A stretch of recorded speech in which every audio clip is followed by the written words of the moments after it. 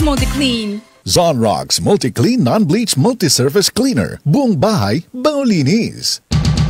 Ito ang DXDR 981 sa Dipolog City. Basta balita at serbisyo publiko. Tatak RMN. En Fátima dolorosa mostraste el fuego infernal, pidiendo para salvarnos tu corazón venerar. Ave María, Ave María, Ave María, Ave María.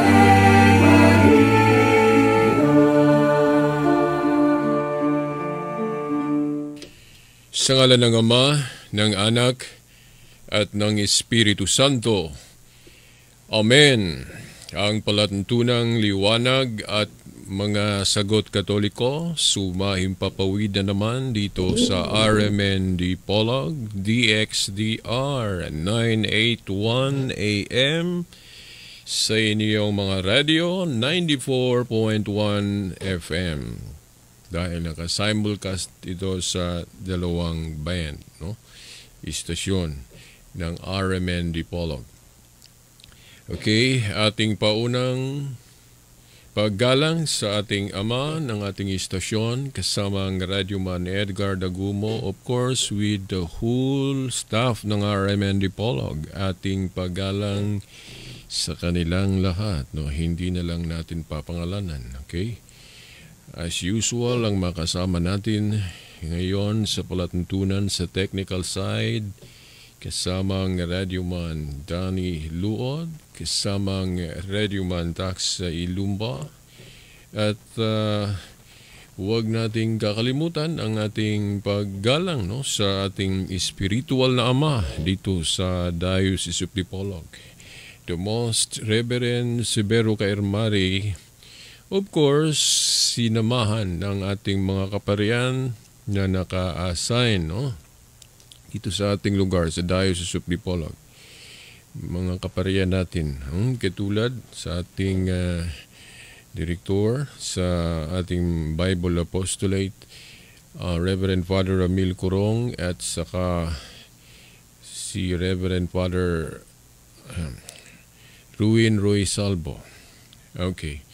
So, ating pagalang sa kanilang lahat, sa lahat-lahat ng mga kaparian sa ating diocese. At isama na din natin ang lahat-lahat, hindi lang sa ating lugar, ang ating universal pastor, no, ang ating Pope, okay?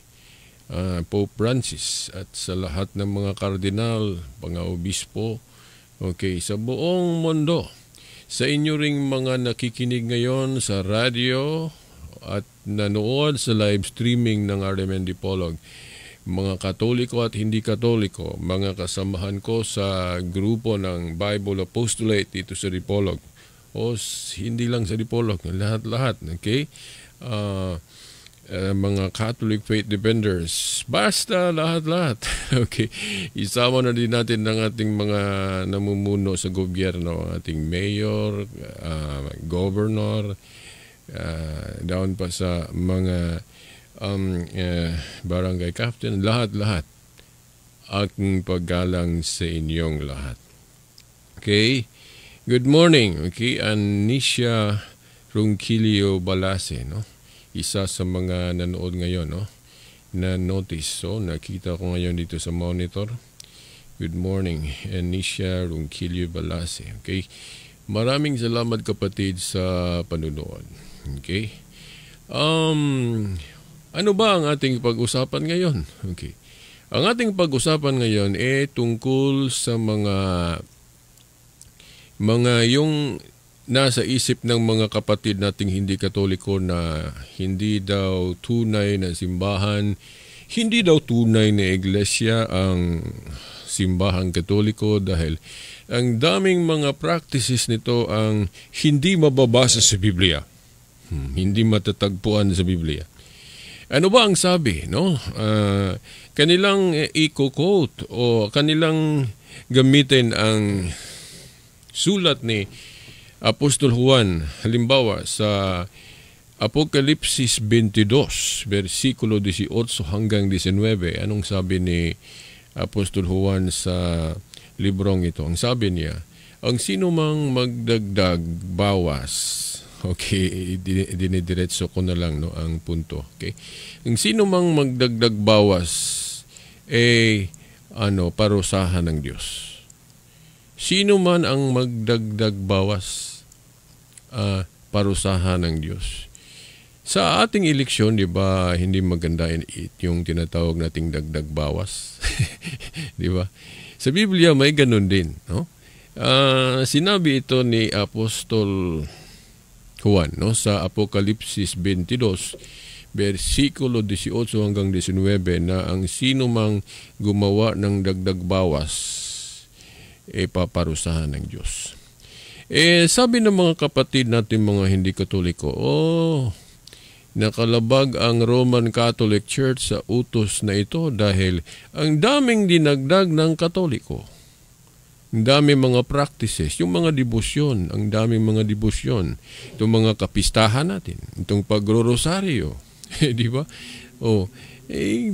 Gumawa ng mga pagdagdag ang Roman Catholic Church. So therefore, batay sa kanila at noon muntik akong humiwalay sa Katoliko dahil napaniwala ako nito noon. Buti na lang hindi natuloy dahil may mga kapatid tayong mga Katoliko. Ang iba sa kanila, former non-Catholics pa na naliliwanagan sa paniwalang Katoliko kaya hindi natuloy ang pag-iwan ko sa Katoliko dahil nalaman ko na ang mga paliwanag, ang mga sagot. Ito pala ang ibig sabihin ni Apostol Juan. Hindi pala ibig sabihin ni Apostol Juan na yung pagdagdag natin sa debosyon, pagdagdag natin ng anuman ng mga practices natin na hindi pa nagawa noon ng mga apostol. Hindi pala yon ang ibig sabihin ni Apostol Juan na bawal dagdagan. Dahil sa totoo lang, hindi naman bawal ang lahat ng pagdagdag. Depende ito sa kung ano ang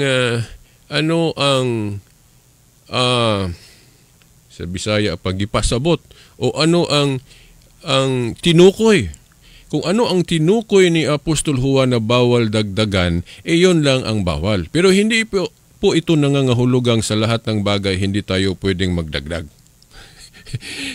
Halimbawa, yung deposito natin sa bangko, bawal bang dagdagan natin ito? Di ba? So, nasa maling pag-unawa lang, no, sa talata, kaya tayo makasabi ng hindi maganda laban sa Roman Catholic Church.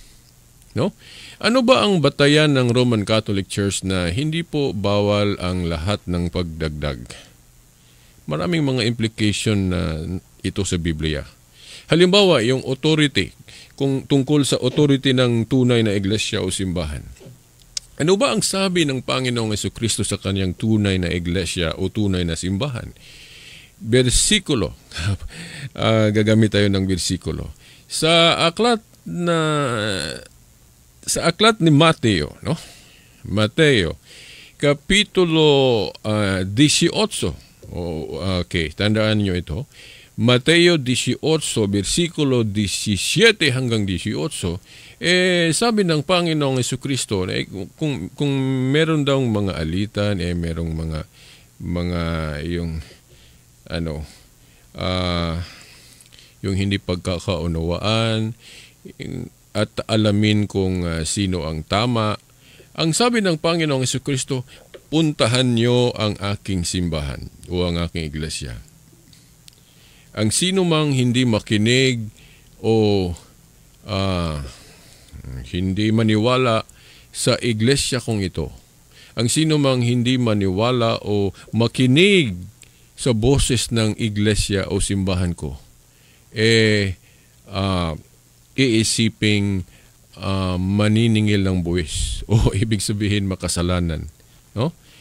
Sinabi ito ng Panginoong Jesucristo na tawaging o kilalaning makasalanan ang taong hindi makinig o hindi maniwala sa boses ng kanyang iglesia o simbahan. Bakit ba sinabi ng Panginoong Jesucristo ito, no?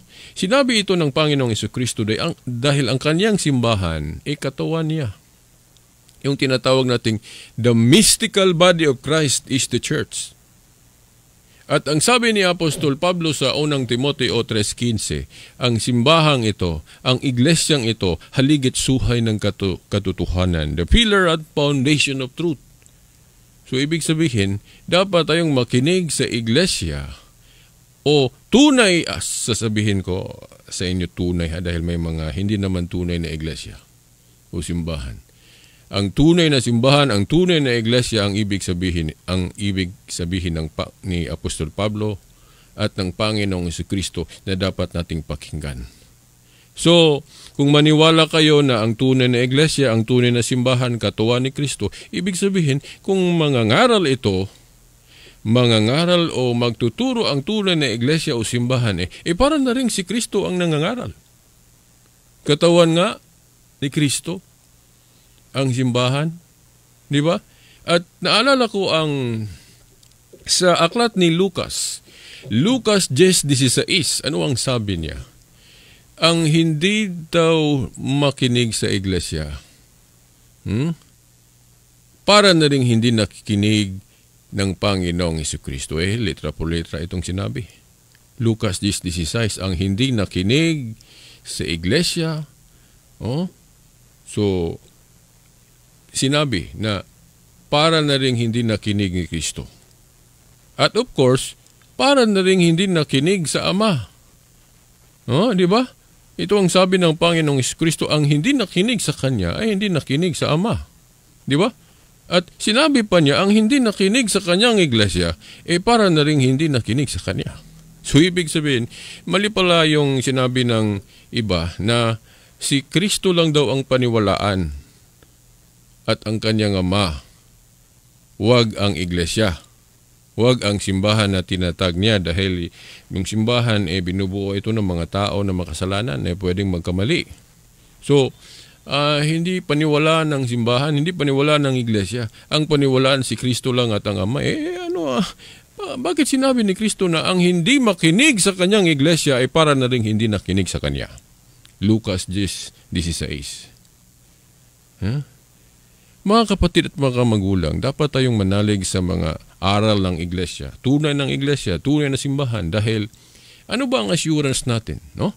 Kapag aral na ang pag-uusapan about faith at morals, kung ang matunay na iglesia mangangaral ng faith o paniniwala at about moral, hindi siya magkakamali dahil hindi galing sa kanya, hindi galing sa mga kaparian ang aral.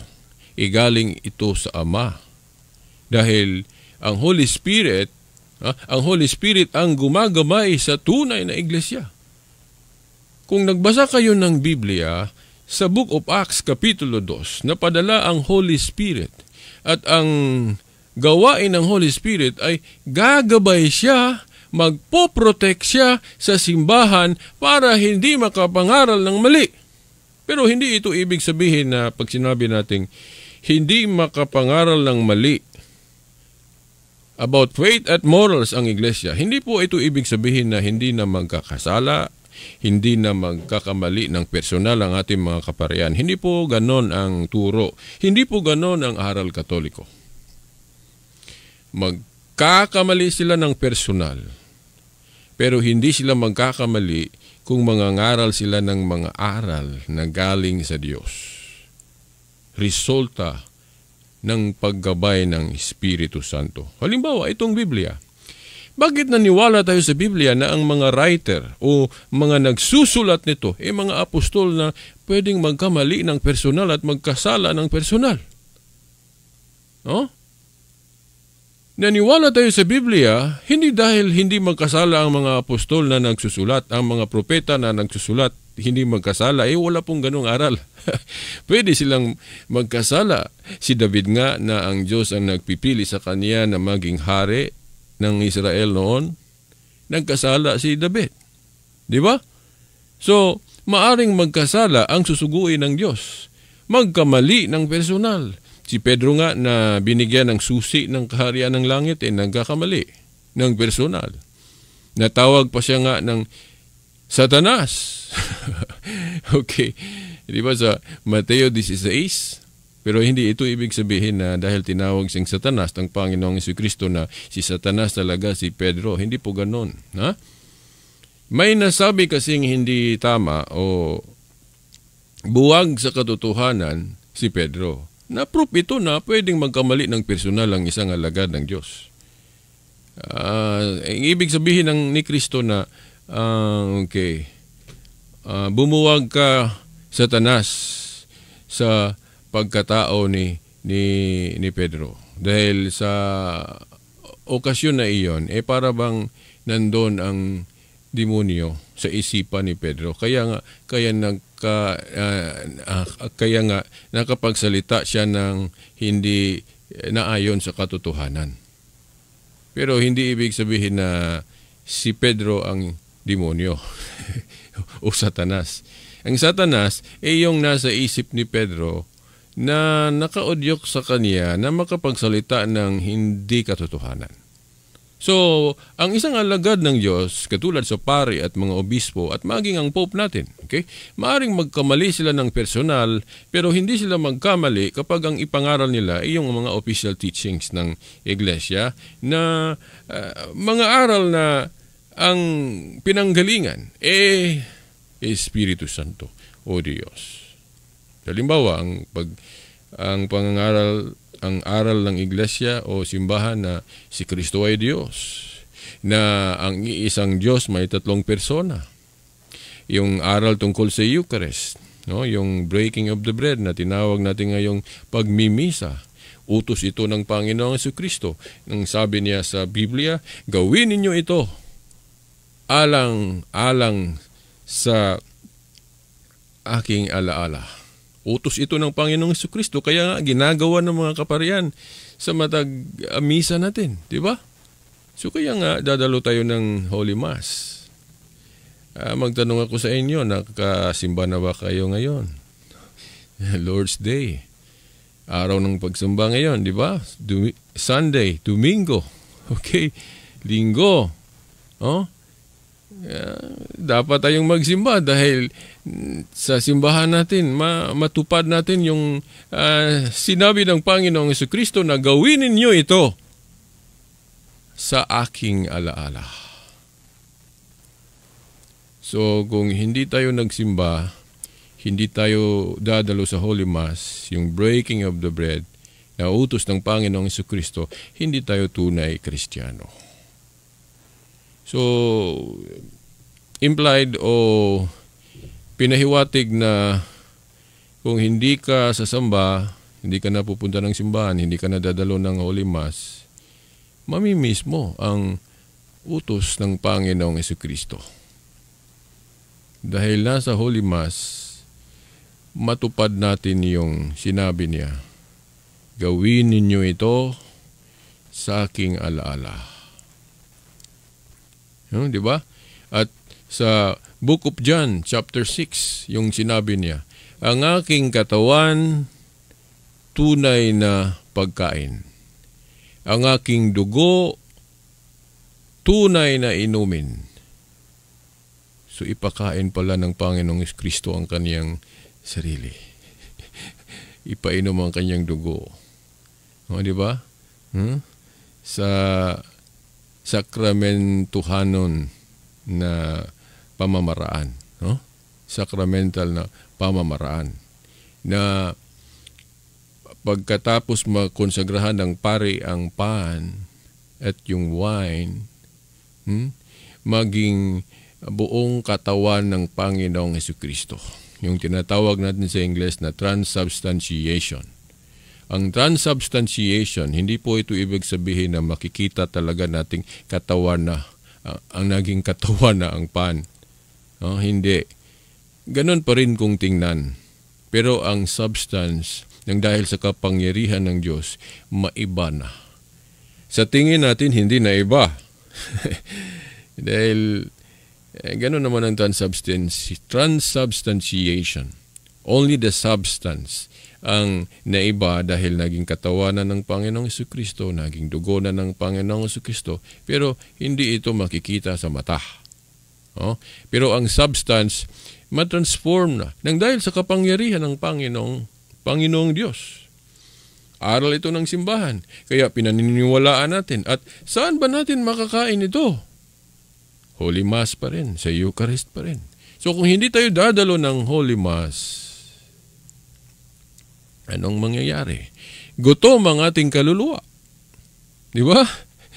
Dahil paalala lang tayong mga tao, binubuo tayo ng dalawang sangkap.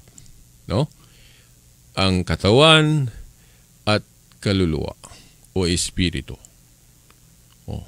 At magkaiba ang kainin nito, pagkain nito. Yung katawan natin, ang kakainin ay yung bibili tayo ng pan, bibili tayo ng bigas. Diba? Para sa katawan ito. Pero yung pagkain sa kaluluwa, mga aral ito. At yung mismong katawan ni Kristo, ang pagkain ito. Ang kanyang dugo. Pero may tanong ang mga hindi Katoliko nito. Bakit ang ibigay sa pare yung pan lang, yung ostia lang? Katawan lang ni Kristo. Hindi daw nasama yung wine na naging dugo ng Panginoong Jesucristo. Kung ipapaliwanag natin ito, una, for economic reason, ang dami sigurong bilhin ng simbahan ng bino. Maraming Katoliko, anong mangyayari kung maghanda ng bino para lahat painumin, no? Okay? Ang aral na hindi mawala ang dalawa. Kahit na yung ustia kahit yung ustia or pan lang ang ibinigay ng pare, hindi tayo makulangan. Dahil ang concept kasi, pagkatapos ng konsagrasyon ng pare, yung pan ay maging katawan ng Panginoong Jesucristo. Pag sinabing katawan, nandoon na ang dugo. Di ba ang isang taong buhay, hindi mo masabing buhay kung walang dugo. Di ba? So, because of the power of God, kahit na paan lang ibinigay ng pare, maging katawan ito ng Panginoong Jesucristo, ibig sabihin may dugo pa rin. Di ba? Yung sa konsagrasyon, ipapakita yung dalawa dahil yun talaga ang makakain natin. Tinuruan tayo, yan ang makakain natin. Pero kahit na sa isa lang sa dalawang ito, maging sa bino man o sa pan o ostia, kahit na sa ano dyan ang kakalawatin mo, buo pa rin ang makain mo dahil inseparable ang dugo at katawan kapag sasabihin nating buhay na katawan ni Kristo. Dahil kapag walang dugo ang isang katawan, hindi ito buo. Diba? Diba? Mga kapatid at mga magulang. At may malawak pa na paliwanag ito na hindi ko masabi ngayon dahil kulang ang ating panahon. 1 minuto na lang. Okay? So, mga kapatid at mga magulang, no? Yung Apokalipsis 22:18 hanggang 19, ang ibig sabihin ni Apostol Juan sa talatang ito, ang Book of Revelation huwag nating dagdagan. Kaya nga, hindi ito dinagdagan ng Katoliko. Okay, tingnan nyo ang Bibliang Katoliko, hindi dinagdagan ang Book of Revelation. Pero hindi po ito ibig sabihin yung ibang mga bagay hindi pwedeng dagdagan. Kung ang ibang bagay hindi din pwedeng dagdagan, ang gobyerno mali din. Ang daming mga bagong batas ang ginawa ng gobyerno. Yung mga disciplinary rules, yung mga kapistahan natin, hindi po ito nangahulugang bawal dagdagan ng mga pista at mga debosyon. Okay. Wala na tayong oras hanggang sa susunod na linggo. Itong kapatid ninyo na si Silbert ang magsasabing, okay, Happy Lord's Day sa ngalan ng Ama, ng Anak at ng Espiritu Santo. Amen. En Fátima dolorosa mostraste del fuego infernal, pidiendo para salvarnos tu corazón venerar. Ave María, Ave María, Ave María, Ave